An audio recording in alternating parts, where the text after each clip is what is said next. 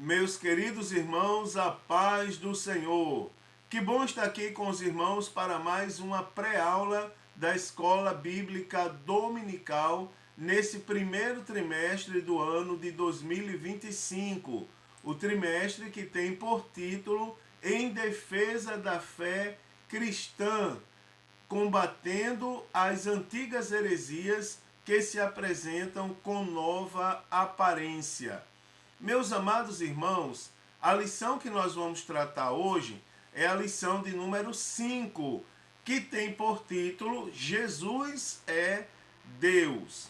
E para essa lição, o texto áureo está no Evangelho, segundo escreveu o evangelista João, capítulo 1 e versículo 1 também, aonde diz assim: no princípio era o verbo, e o verbo estava com Deus, e o verbo era Deus.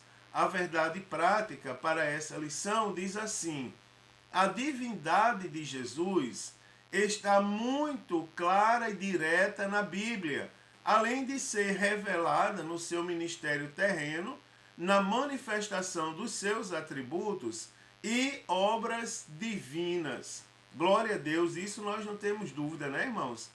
Glória a Deus, mas se tiver, preste atenção a essa lição. A leitura bíblica em classe está em dois trechos ali do Evangelho segundo escreveu João. Primeiro no capítulo 1, versículo de número 4, onde diz assim: no princípio era o verbo, e o verbo estava com Deus, e o verbo era Deus. Ele estava no princípio com Deus. Todas as coisas foram feitas por ele, e sem ele nada do que foi feito se fez. Nele estava a vida, e a vida era a luz dos homens.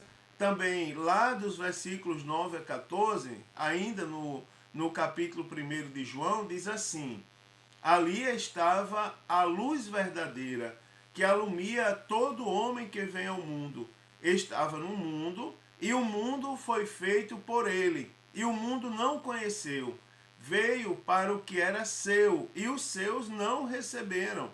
Mas a todos quantos o receberam, deu-lhes o poder de serem feitos filhos de Deus, aos que creem no seu nome, os quais não nasceram do sangue, nem da vontade da carne, nem da vontade do varão, mas de Deus. E o Verbo se fez carne e habitou entre nós, e vimos a sua glória como a glória do unigênito do Pai, cheio de graça e de verdade. Glória a Deus, aleluia. Os objetivos, queridos, dessa lição são, primeiro, demonstrar na Bíblia a natureza divina de Jesus. Segundo, explicar a heresia do arianismo. E terceiro, apresentar as implicações do arianismo na atualidade. Meus amados irmãos, preste bem atenção que o próprio Jesus falou lá através do, conforme registrado, não é? No Evangelho segundo João, que se vocês permanecerem na minha palavra, verdadeiramente serão os meus discípulos. Não é? Jesus disse que só os que permanecessem em sua palavra seriam de fato seus discípulos. Não é? E então, ó, conhecereis a verdade, e a verdade vos libertará. Não é? Ainda diz: se pois o Filho vos libertar, verdadeiramente sereis livre. Ou seja, irmãos, nós sabemos de coração e com base no que está escrito na palavra de Deus, que Jesus Cristo é a verdade absoluta e não há discussão acerca desse assunto. Então, é crucial nós conhecermos a palavra encarnada, não é? Ou seja, nós sabemos de fato quem é Jesus e termos a certeza de que ele existe, ele é o Filho de Deus, né, irmãos? Ele veio ao mundo como homem, ele está no céu, à destra de Deus, intercedendo por nós, e um dia vai voltar para tomar a igreja desse mundo e levar a igreja para a eternidade. Então nós precisamos ter essa verdade cravada em nosso coração. E aí, o apóstolo João, quando, não é, e aliás, como judeu monoteísta, instruído na sinagoga, ou seja, um homem extremamente sábio em relação às escrituras, ele não está revelando o novo Deus, mas colocando o verbo. E aí eu estava ensinando para os irmãos na classe do discipulado ontem, chamando a atenção para o V maiúsculo. Todos os adjetivos bíblicos que vêm no meio do contexto com a primeira letra maiúscula está fazendo menção a uma das pessoas da Trindade. João começa, no princípio era o verbo, e esse verbo com V maiúsculo. O verbo estava com Deus e o verbo era Deus. Na primeira lição do discipulado bíblico, a gente explica para os irmãos do discipulado quem era o verbo. E a gente afirma, o verbo era Jesus. Não é? Então, o João, ele não está criando um novo Jesus. Até porque, preste atenção que o Evangelho segundo João, ele foi escrito para combater heresias. Não é? Que Cerinto, que nós citamos na lição passada, principalmente, andava falando acerca de Jesus nas igrejas. João é procurado pelos pastores da igreja da Ásia, sendo ele o venerável ancião morador da cidade de Éfeso, que também tinha sido discípulo de Cristo. Nessa época, João já tinha voltado da ilha de Patmos para ele escrever um evangelho santo sobre Jesus. E esse evangelho servia para combater as heresias que o Cerinto andava pregando pelas igrejas. Então você observa que o apóstolo João, ele não estava criando outro Jesus, ele estava falando acerca de Jesus, o Filho de Deus. Né? O apóstolo ele não admitia, segundo o autor, em hipótese alguma outra divindade, não é? Senão só e somente só o Deus Javé de Israel. Então, por esse motivo, na introdução, nas primeiras palavras do seu evangelho, ele descreve o verbo, não é? Com os atributos da deidade. Ou seja, o verbo se fez carne, mas ele afirma no primeiro versículo que o verbo estava com Deus e o verbo era Deus. Né? Então, aqueles que mais se destacam no seu relato, do início ao fim, que era o objetivo de João com o evangelho, era falar acerca de quem verdadeiramente era Jesus. Não é? Aqui nesse caso, ele apresenta o verbo como sendo Deus, Jesus como sendo Deus. E aí a gente vai para as implicações. Jesus como homem, o verbo se fez carne. Mas espera aí, no versículo 1 diz que o verbo estava com Deus e era Deus. Então, se Jesus é Deus, mesmo em forma de homem, ele possuía os mesmos atributos de Deus. E agora eu vou usar para vocês uma ilustração simples. Pegue e mandem olhar para mim na rua. As pessoas que olham para mim, elas sabem que eu sou homem, pela fisiologia, pela fisionomia, não é por vários outros atributos de homem. Se coloca outra pessoa perto de mim, outro homem, também vai ser identificado como homem. Os dois são homens, mas somos diferentes. Temos características, habilidades, dons, tudo diferente. Agora, Jesus é Deus, não é? Jesus sendo homem, vindo ao mundo em forma de homem, ele continua sendo Deus. Ele diz, eu e o Pai somos um só, não é? Ou seja, quando eu digo que uma pessoa é igual a outra, eu estou dizendo que ela possui exatamente os mesmos atributos de outros. Qualquer homem da face da terra, se pega meu pai, qualquer um dos meus irmãos, colocar do meu lado, não pode dizer Mário Daniel, não é? Mário Newton Martins, não pode dizer, não é? Ou seja, são diferentes. Mesmo vindo do mesmo ventre, o mesmo pai, mas são diferentes. Agora, Jesus e Deus são um só.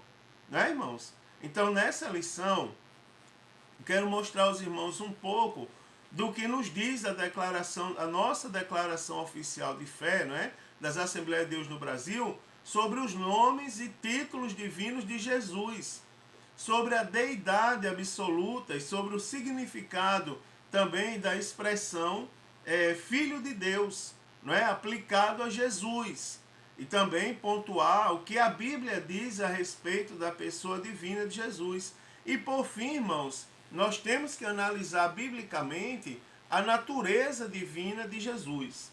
Então, para começar, vamos observar o que diz a declaração de fé das Assembleias de Deus no Brasil. Então, a declaração de fé das Assembleias de Deus no Brasil, ela apresenta o que os assembleanos, nós assembleanos, cremos sobre a divindade de Jesus. Então está lá, está escrito lá na declaração de fé da seguinte maneira: cremos, professamos e ensinamos que o Senhor Jesus Cristo é o Filho de Deus. Está lá em João 20 e 31. E o único mediador entre Deus e os seres humanos, João 14, 6, 1 Timóteo 2 e 5. Enviado pelo Pai para ser o Salvador do mundo, conforme 1 João 4 e 14, verdadeiro homem e verdadeiro Deus, e dos quais é Cristo, segundo a carne, o qual é sobre todos, Deus bendito eternamente, conforme Romanos capítulo 9 e versículo de número 5.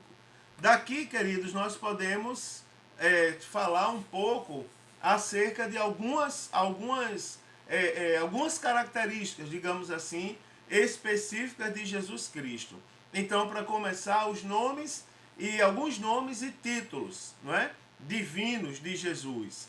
Então, existem na Bíblia Sagrada dezenas de nomes e títulos de Jesus, não é, de nosso Senhor Jesus Cristo nas Escrituras. O nome Senhor, ele fala sobre a divindade de Jesus. E aí nós vamos observar, a Septuaginta, né, a antiga versão grega do Antigo Testamento, ela traduziu os nomes divinos hebraicos Adonai e Yahvé pelo nome grego Kyrios, que é Senhor, certo? Então, dizer que Jesus é o Senhor significa reconhecer a sua divindade. Lá em 1 Coríntios, capítulo 12, versículo 13, está escrito: e ninguém pode dizer que Jesus é o Senhor, senão pelo Espírito Santo. Também o nome de Jesus em hebraico, não é? Yeshua, ou Yeshua, né? Simplesmente Yehoshua ou Yeshua, que tem por significado Josué, não é? Que significa Javé é salvação. A Septuaginta emprega Yesous, não é? Para ambas as formas. Então a expressão Yesous é o nome do Salvador usado no Novo Testamento grego, que chegou para a nossa língua como Jesus. Então, o nome Cristo também é a forma grega do hebraico Mashiach, não é? Que significa ungido, Messias. Então, nós vamos observar que os nomes ou títulos Messias e Cristo são a mesma coisa, não é? Achamos o Messias, que traduzido é o Cristo, tá certo? Conforme lá João capítulo 1 e versículo de número 41. Também, a deidade absoluta de Jesus. Então, a Bíblia afirma com frequência que Jesus é Deus. Então, conforme eu já estava adiantando para os irmãos, lá em João capítulo 1, versículo 1, está escrito, no princípio era o Verbo, e o Verbo estava com Deus, e o Verbo era Deus. Então você observa a Bíblia registrando que o Verbo era Deus. Não é? Colossenses, capítulo 2, versículo 9, diz: porque nele, ou seja, em Jesus, habita corporalmente toda a plenitude da divindade. Né? Então as Escrituras, elas revelam os atributos divinos na pessoa de Jesus. Né? Ele é eterno, ele é onipotente, ele é onipresente e ele é onisciente. Pela ordem, vamos falar um pouco da eternidade de Cristo, conforme registrado em Isaías capítulo 9, versículo 6. Está lá, todo mundo deve conhecer esse versículo, né? É um dos mais bonitos da Bíblia Sagrada. Porque um menino nos nasceu, um filho se nos deu, e o principado está sobre os seus ombros. E o seu nome será Maravilhoso Conselheiro, Deus Forte, Pai da Eternidade, Príncipe da Paz. Não é? Aí nós temos a eternidade de Cristo. Também a onipotência. Apocalipse capítulo 1, versículo 8. Diz assim: eu sou o alfa e o ômega, o princípio e o fim, diz o Senhor, que é, e que era, e que há de vir, o Todo-Poderoso. Não é? Ou seja, Jesus se identificando como o Todo-Poderoso. Também Jesus é onipresente, está lá em Mateus capítulo 18, versículo 20. Porque onde estiverem 2 ou 3 reunidos em meu nome, aí estou no meio deles. E também onisciente, não é? Agora, conhecemos que sabes tudo, conforme João capítulo 16, versículo de número 30. Então nós vemos aqui, atributos que são exclusivos de Deus em Jesus. Não é porque nós encontramos os atributos exclusivos de Deus em Jesus. Porque Deus e Jesus são um só. Né, irmãos? Jesus também é Deus. Né? Por isso que a gente diz, quando a gente está falando da Trindade, a gente diz são 3 pessoas e um único Deus. Porque nós encontramos nas 3 pessoas os mesmos atributos de Deus. Não é verdade? Então os 3 são um só. Né? Os 3 possuem os mesmos atributos. Então as suas obras revelam também a sua deidade. Não é? Ele é o absoluto soberano, conforme Efésios 1 e 21. E criador de todas as coisas, conforme João 1 e 3, Colossenses 1 e 16, também Hebreus capítulo 1, versículo de número 2.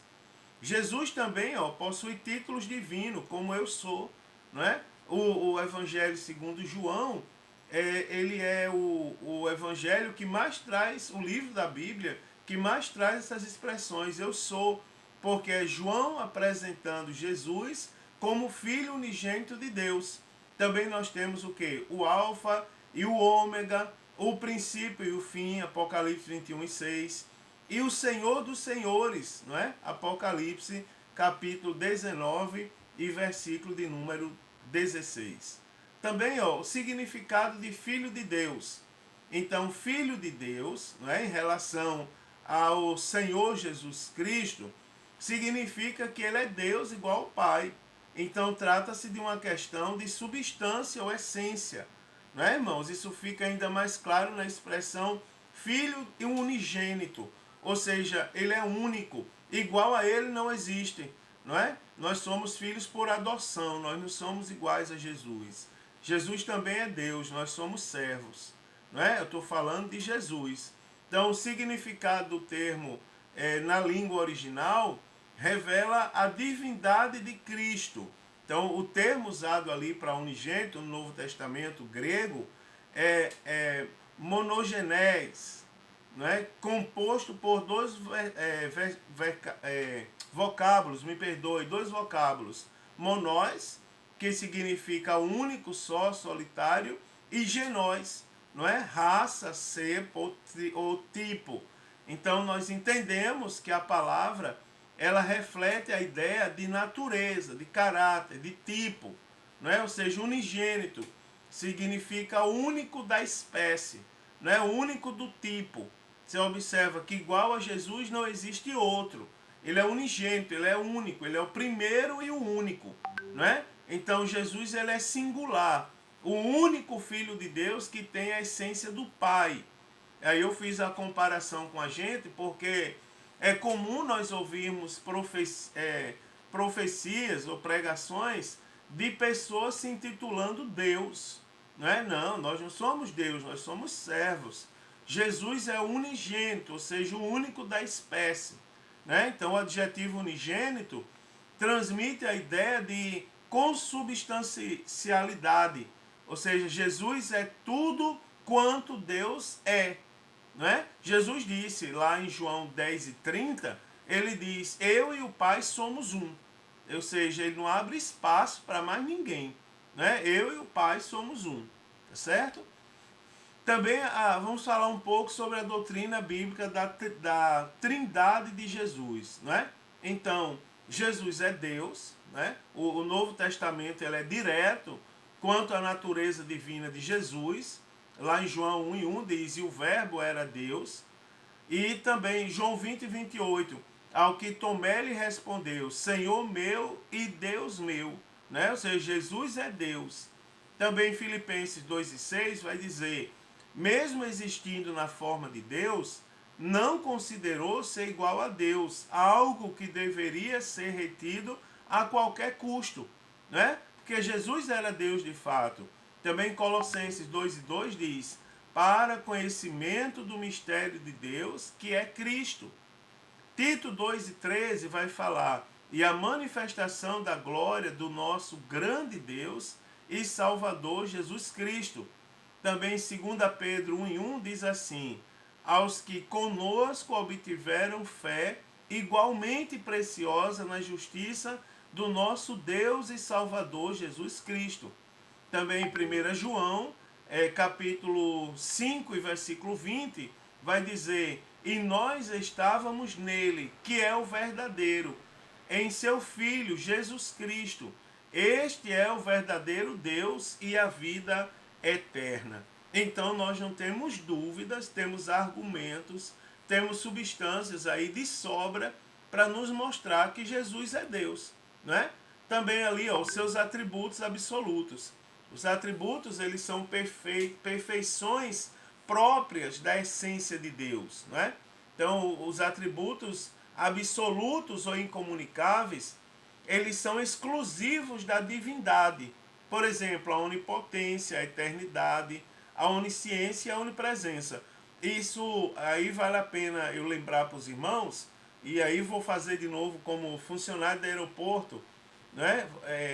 Você já sabe, mas não custa lembrar, não é, irmãos? Não custa nada lembrar para os irmãos que o significado dessas coisas, não é? O inimigo não tem esses atributos, porque eles são exclusivos da divindade. Ele até tenta imitar os atributos de Deus para enganar, mas são atributos exclusivos de Deus. E aí os irmãos sabem, né? Só lembrando que a onipotência diz respeito a Deus poder tudo, tem todo o poder em suas mãos. A eternidade, que ele não tem início nem fim, ele é eterno. A onisciência é a capacidade de Deus saber todas as coisas. E a onipresença é o atributo que nos instrui acerca de que Deus está em todos os lugares. Então a onipotência significa ter todo o poder, né? Ser todo poderoso. E Jesus é onipotente. E tem lá, nós temos justificativas de sobra. Mateus 28:18, Efésios 1:21, Apocalipse 1:8. Jesus é eterno, tá certo? Está lá Isaías 9:6, também Malaquias 5:2, Hebreus 3:8. No princípio era o verbo. E indica que ele já existia mesmo antes da criação. Ele já estava com Deus mesmo antes da criação, ou seja, ele é eterno. A onipresença é o poder de estar em todos os lugares ao mesmo tempo. Mas Jesus é onipresente. Mateus 18:20, também Mateus 28:20. E a onisciência é o conhecimento perfeito e absoluto de Deus, não é? Que Deus possui de todas as coisas e de todos os eventos e de todas as circunstâncias por toda a eternidade passada e também futura. Não é? Jesus possui esse atributo, né, irmãos? Glória a Deus por isso. Que Jesus maravilhoso, o que nós servimos, e é importante nós termos certeza acerca dessas coisas, do que diz respeito a Jesus Cristo. Também, o que a Bíblia diz a respeito da pessoa divina de Jesus. Então, diversos títulos são dados, não é, à pessoa de Jesus nas Escrituras. Por exemplo, vamos lá, a expressão Senhor, não é? Deixa eu detalhar um pouco mais o que eu já falei há pouco tempo para os irmãos. Então, do hebraico Iavé e do grego Kyrios, não é? É um título de reverência. Esse título pertence a Deus, não é? Denotando de poder, de soberania, não é? Sobre tudo o que existe. Então, nós chamamos de Senhor aquele que nós reconhecemos que é Deus. No caso de Deus, é um título de soberano de Deus. Então, no Antigo Testamento, esse era um título que os profetas nomeavam ao Deus de Israel. No Novo Testamento, o título foi conferido ao Senhor Jesus Cristo, que através da sua morte vicária na cruz do Calvário, não é? Ele recebeu do Pai toda a autoridade, tá certo? Então, o reconhecimento de que Jesus é o Senhor, ele parece ter se tornado uma das primeiras confissões de fé da fé cristã, né? Servindo para distinguir entre os que creem e os que não creem em Jesus. Então nós temos ali, ó, Jesus Cristo é o Senhor da nossa vida. Há uma recomendação, não é, para nós observarmos também. Eu quero convidar vocês a observarem comigo também ali alguns outros trechos bíblicos, não é? Vamos observar aqui, ó, conforme a lição nos orienta, vamos observar também 1 Coríntios 12 e versículo de número 3 e Filipenses 2 e 11. Então, 1 Coríntios 12 e 3, ela vai nos trazer o seguinte, ó. 1 Coríntios 12 e 3. Nós temos lá 1 Coríntios, capítulo de número 12, versículo de número 3. Meu Deus, como aparece coisa nesse negócio.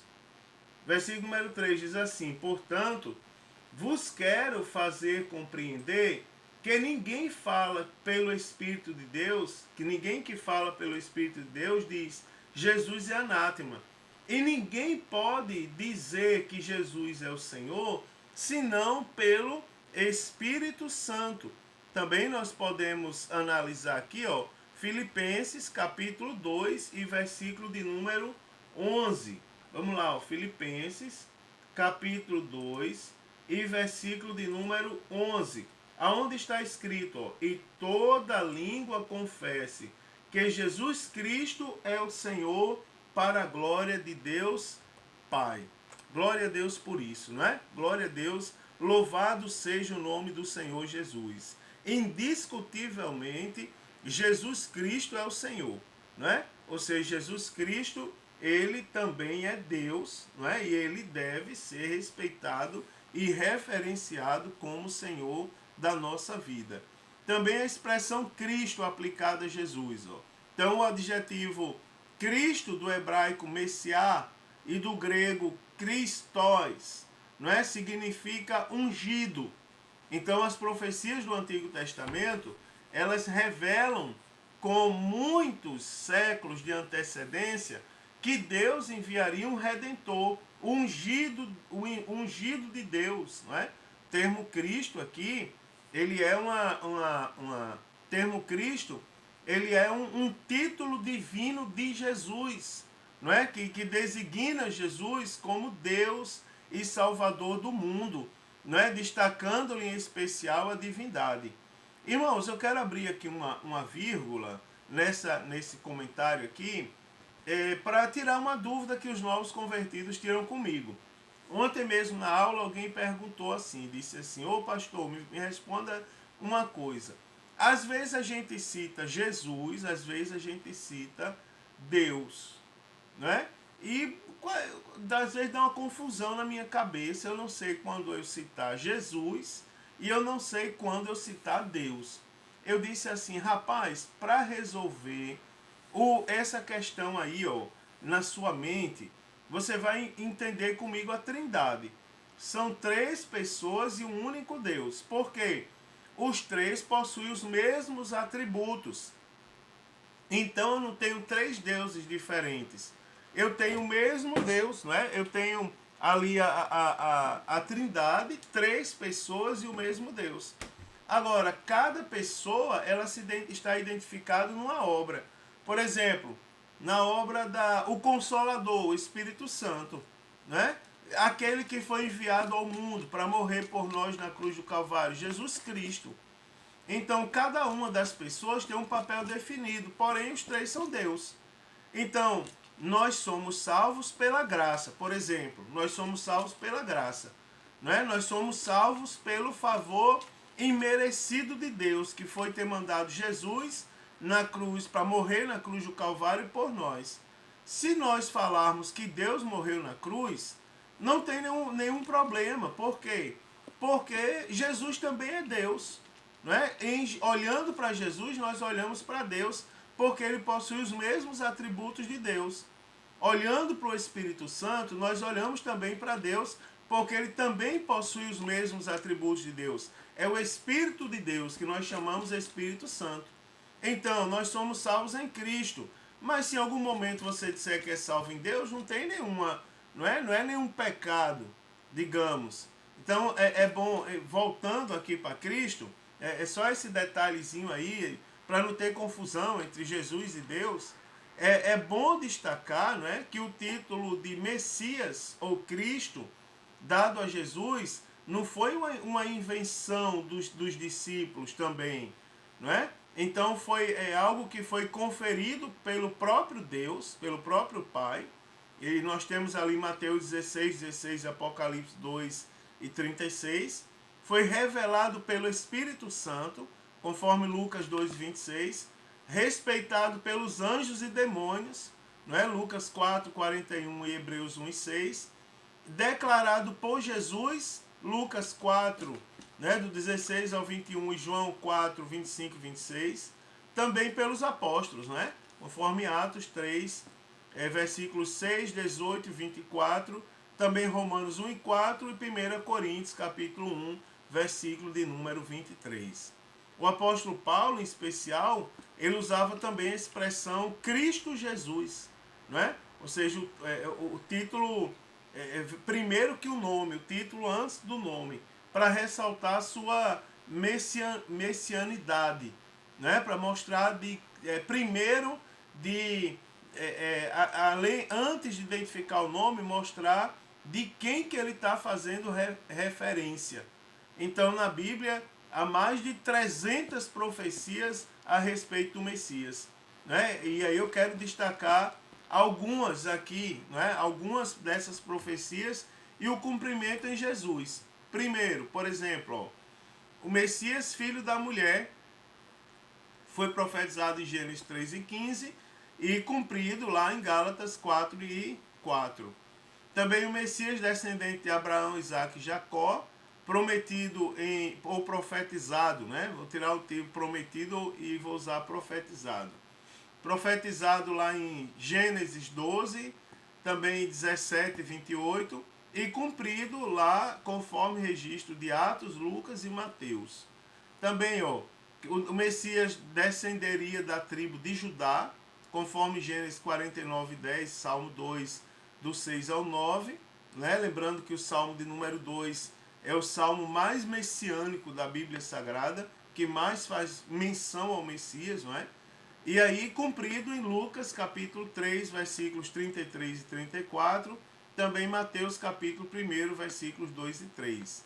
Também descendente de Davi, herdeiro do trono, profetizado lá em 2 Samuel, aliás, me perdoe, 7, 12 e 13, Salmo 132 e 11, também Jeremias 23 e 5, e cumprido em Mateus, capítulo 1, versículos 1 e 6.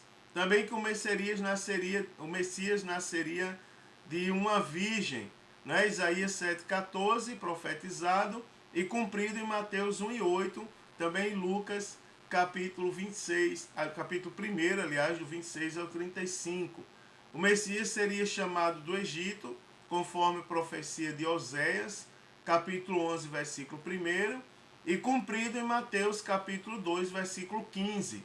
E o Messias nasceria em Belém, conforme profecias de Malaquias 5 e 2, e cumprimento em Mateus 2, versículos 1 e versículo de número 2.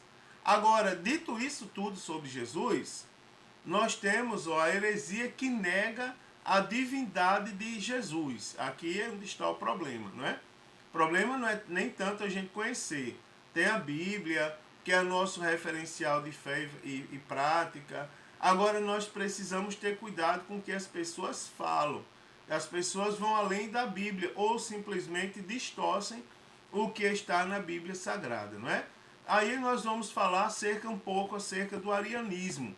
Então, os primeiros ali a negarem a divindade de Jesus foram os ebionitas, né? Seguidos pelos monarquianistas dinâmicos. Mas a heresia principal que abalou os fundamentos da igreja foi o arianismo. Então, esse termo arianismo vem de Ário, né? Digamos assim, a principal cabeça dessa doutrina em Alexandria a partir do ano 318. Então ele negava a divindade de Cristo e considerava Cristo, né? Considerava Cristo como um Deus de segunda categoria. Olha só que situação.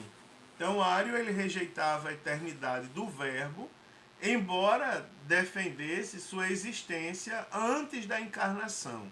Não é? Ele recusava que fosse Jesus o eterno como Pai, né? Insistindo na tese que o Verbo ele foi criado como uma primeira criatura de Deus. Né? O Verbo não era Deus, ele foi criado como uma criatura de Deus. Então a palavra de ordem do arianista era: houve tempo que o Verbo não existia, tá certo? Houve tempo que o Verbo ele simplesmente não existia. Então, quais são as explicações do arianismo? Então, Ário e seus seguidores, eles pensavam as escrituras, tiravam pequenas partes das escrituras em busca de passagens bíblicas para dar sustentação às suas crenças. Por exemplo, aí segue algumas delas, né? O Senhor Deus, o Senhor me criou no princípio dos seus caminhos. Ele citando lá a sabedoria de Salomão, Provérbios 8 e 22. Também, o qual é a imagem de Deus invisível, primogênito de toda a criação, Colossenses 1 e 15. Então houve tempo em que o Filho não existia, tá certo? Outra passagem deles, que eles citam, é João 17,3, onde diz: e a vida eterna é esta, que conheçam a ti por único Deus verdadeiro e a Jesus Cristo a quem enviaste. Então, com isso, eles ignoravam toda a argumentação bíblica que defende a eternidade e a deidade de Cristo. Por isso eu comecei explicando para os irmãos acerca desses assuntos, da eternidade, e citando aqui a deidade de Cristo. Cristo, embora vir ao mundo como homem, 100% homem, ele também era 100% Deus. E a eternidade, né? Ele já existia antes do princípio. Então o arianismo, eles simplesmente ignoram tudo isso, não é? Ignoram tudo isso e afirmam que Jesus, houve um tempo que ele não existia e ele foi criado por Deus. Já pensou? Uma viagem muito grande, mas acredita, tem pessoas que acreditam. Então, como solucionar a controvérsia? Preste atenção que a tradução criou de Provérbios 8, 22 da Septuaginta é opcional, porque o verbo hebraico dessa passagem é canã, não é? Obter, adquirir, criar. Mas o sentido de criar para trazer à existência algo do nada. E o verbo barã, como em Gênesis, aliás, no sentido de criar para trazer à existência algo do nada, é o verbo barã, não é? Como Gênesis 1 e 1. Então o texto de Colossenses 1 e 15 diz que Jesus é o primogênito de toda a criação e não o primogênito de Deus. Né? Então a palavra aqui, protocóis, né? O primogênito, primeiro, chefe, único, né? Foi usada pelos escritores sagrados com o sentido de importância, prioridade, posição, primazia, preeminência. Não é? Ou seja, Jesus encarnado, ele tem a primazia na criação. É a imagem do Deus invisível, não é? Porque é Deus. Então, conhecer a Deus é o mesmo que conhecer a Cristo, em virtude da unidade de natureza do Pai e do Filho. Então, se o Pai é eterno, o Filho também é eterno. Não é? Então, ele sempre existiu e ele sempre vai existir. Né? E quais são as implicações do arianismo na atualidade? Então, primeiro, a tradução do Novo Mundo. Então, a exemplo do arianismo, existe um movimento religioso que usa a Bíblia completamente, irmãos, fora do contexto, né? Por meio de uma versão exclusiva, denominada Tradução do Novo Mundo. Então, é uma versão tendenciosa. Então, aqui veja alguns exemplos aqui. Por exemplo, e a palavra era um Deus. Deus com D minúsculo, né? Visto que o texto correto é a palavra era Deus, ou o verbo era Deus com D maiúsculo. Então você vê que um detalhezinho da letra muda toda a contextualização. Então o texto sagrado ele declara, Tito 2:13, grande Deus e nosso Senhor Jesus Cristo, não é? Nosso Deus e Salvador Jesus Cristo, conforme 2 Pedro 1:1. Então essas passagens falam textualmente que Jesus é Deus. Na tradução do Novo Mundo, diz assim, ó, do grande Deus e do nosso Salvador Jesus Cristo. Do nosso Deus e do Salvador Jesus Cristo.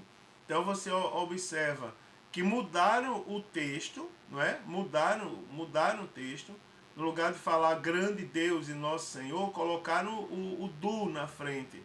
Por quê? Acrescentaram do, onde não existe no texto grego. Né? O objetivo é desvincular a divindade de Jesus. Ou seja, é por meio de minúcias, não desmerecer completamente a divindade de Cristo. Então, os movimentos orientais também. Nenhum dos movimentos orientais, eles reconhecem a divindade de Jesus. Né? E para os panteístas, monistas, não existe trindade e também não existe Jesus. Também o movimento Hare Krishna, por exemplo, ele nega a divindade de Jesus e nem acredita que ele seja o Salvador, pois vê o Senhor Jesus como um mero guia espiritual, não é? E uma das inúmeras encarnações do Krishna. Né? Então nós vemos aí, ó, e é interessante como tem gente, irmãos, caindo nessa argumentação, porque falta a Bíblia, não é? Falta o referencial de fé, falta a palavra, não é? Ser aplicada do jeito que ela é. Então, outros grupos, né? Então, o Jesus do Alcorão, ele é um mero mensageiro, né? Não é reconhecido como Deus, nem como Filho de Deus, né? Nem como Salvador, nem morreu, nem ressuscitou. Também, ó, as religiões reencarnacionistas, elas recusam a deidade absoluta de Jesus, não é? Recusam a sua ressurreição dentre os mortos e também não reconhecem a sua singularidade. Então, o Jesus desses aí, ó, ele não passa de mais um médium, não é? Ou um dos grandes mestres e filósofos que andaram pelo mundo. Mas a Bíblia, irmãos, ela nos mostra que Jesus, ele é muito mais, não é? Ele é Deus em forma humana. A mesma Bíblia lá em João, ela vai dizer que Deus nunca foi visto por ninguém, mas por meio de Cristo, não é? Ele se tornou visto, ele foi revelado. Então nós temos, ó, Jesus é Deus encarnado, é Deus em forma humana, não é? Então a Bíblia fala muito mais, que Jesus é muito mais do que o que essas pessoas falam aí. E a gente tem que tomar cuidado, porque essas acusações sobre Jesus, como por exemplo, que Jesus foi um grande filósofo, um grande mestre, um grande médium, isso daí vem de forma sutil. Né? A pessoa quando vai falar, ela não diz assim, Mário, Jesus foi um grande médium. Não, eles não vão dizer isso. Eles vão dizer assim, Jesus, não é, Mário? Foi o nosso grande médium, foi o nosso grande guia, o nosso grande mestre, o nosso grande filósofo. E aí ele falando dessa maneira, se você não estiver ligado com a Bíblia e não tiver o Espírito Santo, você vai dizer a verdade. Jesus é isso aí mesmo. Não é. Jesus é Deus. Jesus é nosso Senhor e Salvador.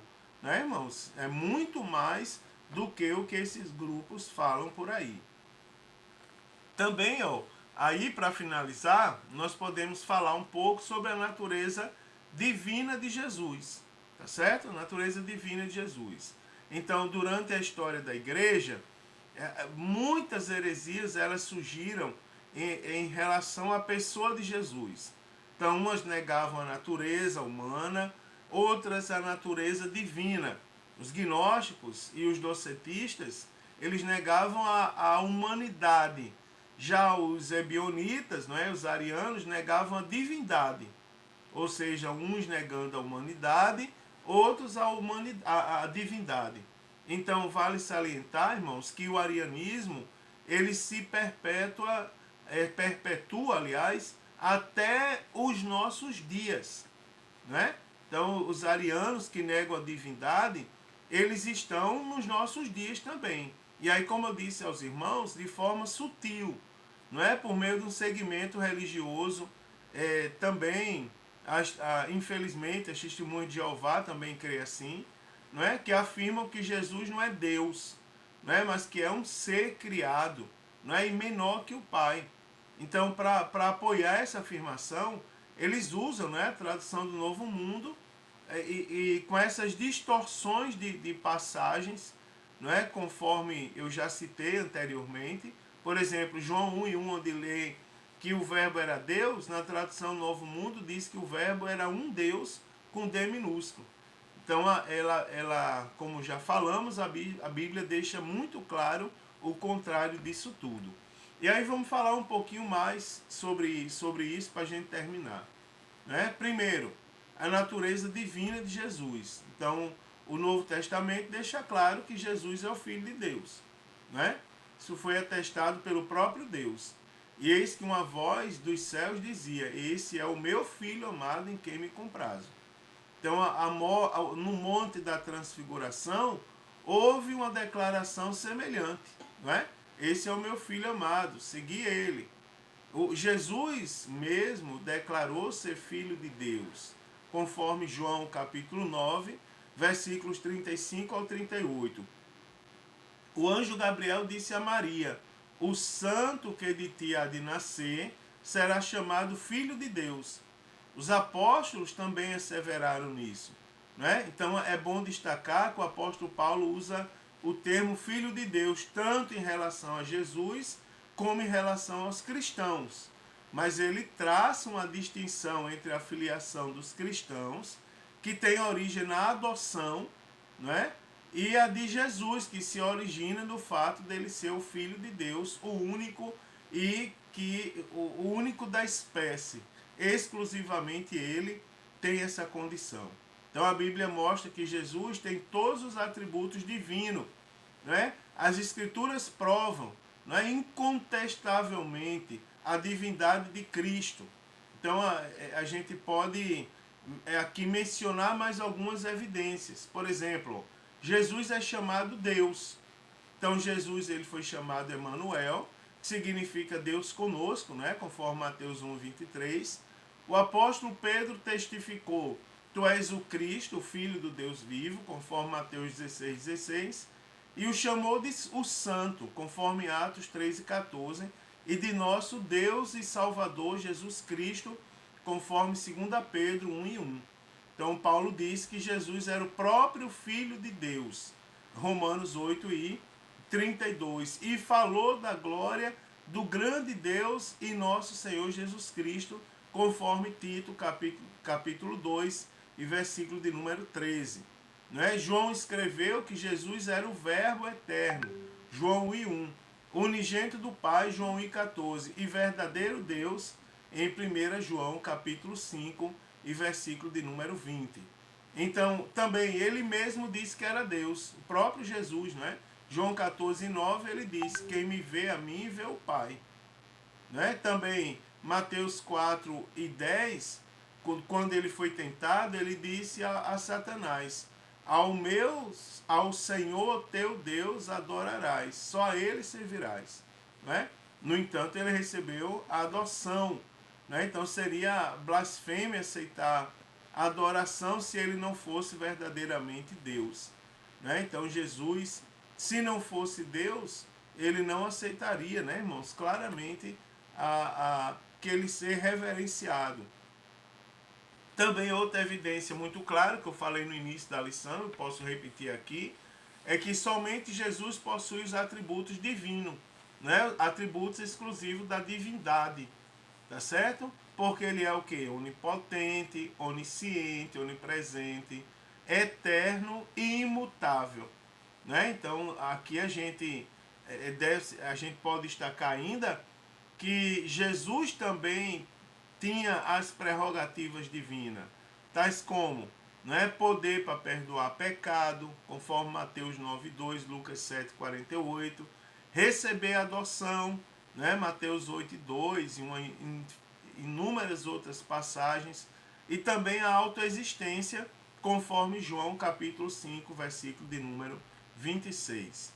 E também as suas obras, né, elas provam a sua deidade.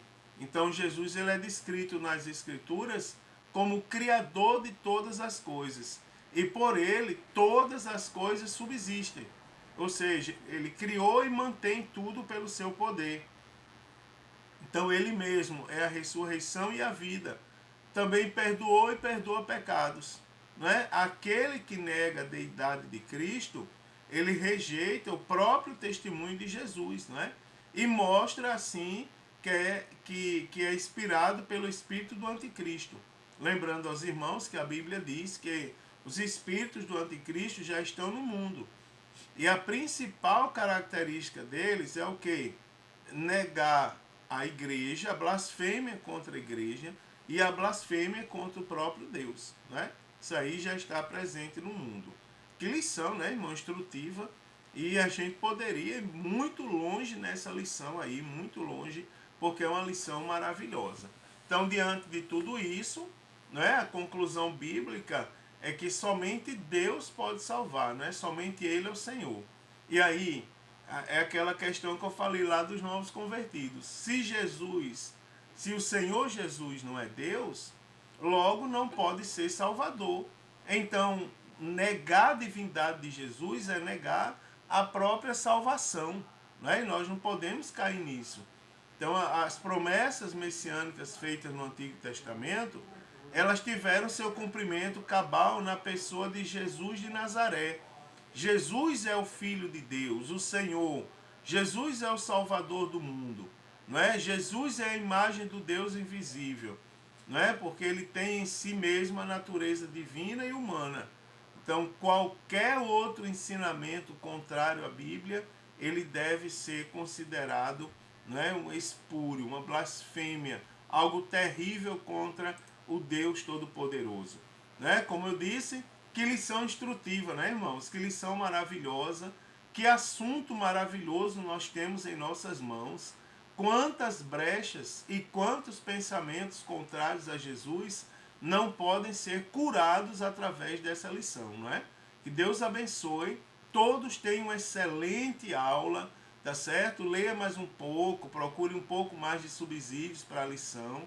Uma lição maravilhosa que vai ficar guardada no coração de todos nós, não é? E isso aqui é a base, é os nossos pés firmados na rocha. É nós sabermos verdadeiramente e termos a certeza de quem é o Jesus que nós servimos, tá certo? Deus abençoe, a sua aula vai ser uma bênção. E se Jesus não voltar, a próxima semana eu estarei aqui comentando a próxima lição, a lição de número 6. Paz do Senhor, queridos! Um forte abraço a todos.